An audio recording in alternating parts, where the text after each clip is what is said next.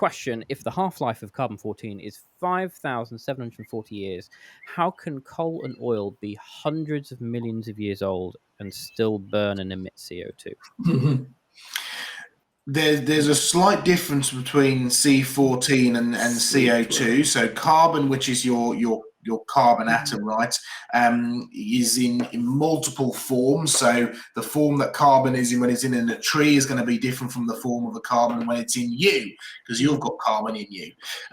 So carbon-14, you also get other things like carbon-12, carbon-13, right?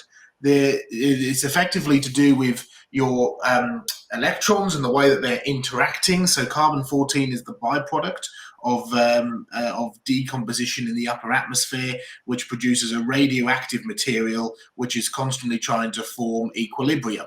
So it's just a small percentage. It's a very, much very, less than very 1%. tiny percentage, right? It's mostly C12. But you've got it fall down into the ground, and this radioactive, which is unstable, is trying to go stable, and so it decays, which then, depending on what organic thing consumes it, whether it's the grass or the cow or you, if you eat the cow, and you're slightly radioactive, that continues to degrade, and that's where the idea of being able to date it comes from.